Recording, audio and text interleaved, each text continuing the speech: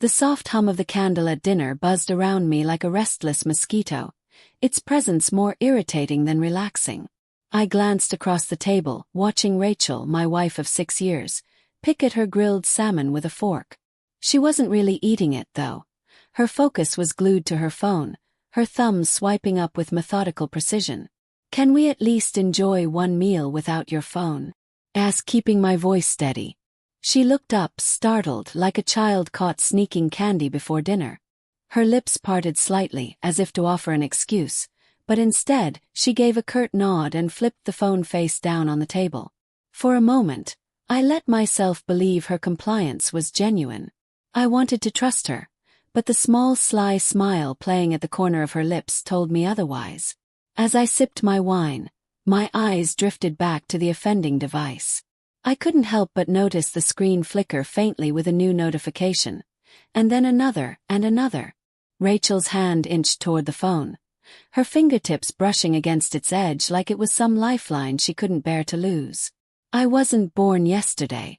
For months I'd sensed something was off. The late nights at work, the cryptic messages she'd hastily delete when I entered the room, the way she avoided intimacy like it was a chore. I'd chosen denial because the truth would hurt too much. But tonight was different. Tonight I decided to face the truth. "Go ahead," I said, motioning to the phone. She hesitated, then picked it up, her eyes darting nervously to mine before unlocking the screen. She tried to angle the phone away from me, but it was too late. Over the rim of my wine glass, I caught a glimpse of a name, Evan. My chest tightened as she began typing, her thumbs moving quickly. My gaze burned holes into her, but she didn't seem to notice or care. "Who's Evan?" I asked, my voice calm despite the storm raging inside me. Her head snapped up, her face paling. "What?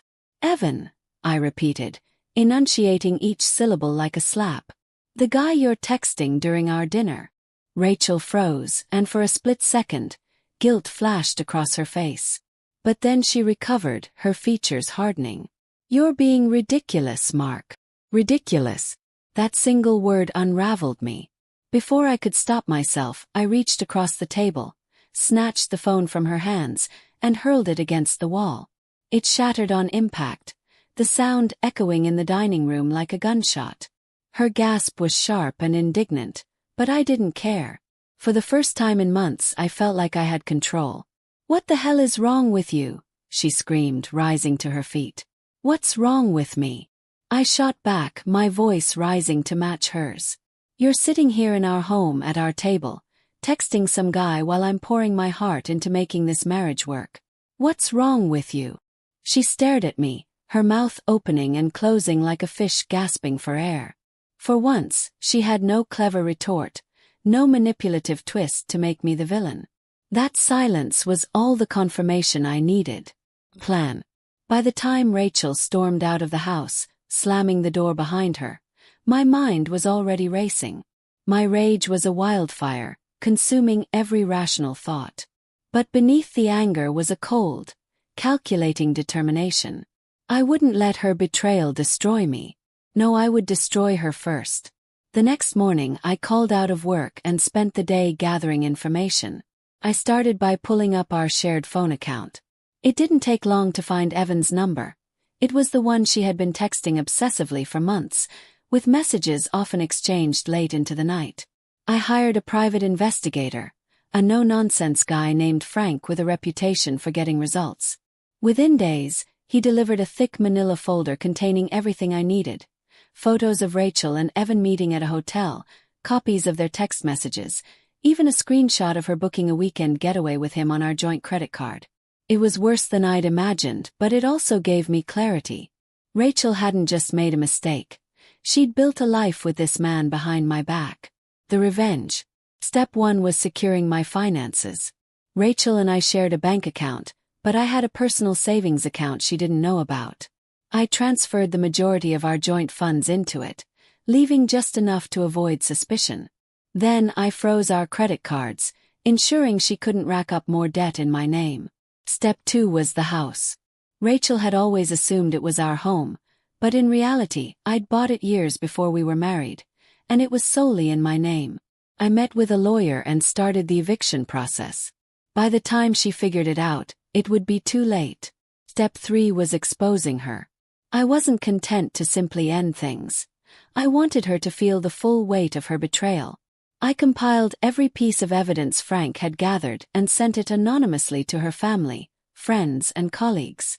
I even included a link to the hotel's online review page, where I posted a scathing and truthful review detailing her escapades. The fallout. When Rachel came home that evening, she was greeted by a locksmith changing the locks. She stormed up to me, her face a mix of fury and panic. "What the hell is going on?" she demanded. I handed her a manila envelope containing divorce papers, along with copies of the evidence I'd gathered. Her eyes scanned the documents, her face growing paler with each passing second. "You think you can just throw me out?" she hissed. "This is my home too." "No," I said coolly. "It's my home. And you've overstayed your welcome." She tried to argue, to cry, to manipulate her way back in, but I didn't budge. By the end of the week she was gone. The final blow. Evan didn't escape unscathed either. I found his employer, a small tech startup, and sent them a polite email detailing his behavior, complete with timestamps of his rendezvous with Rachel during work hours. Within days he was fired. Rachel's life quickly unraveled.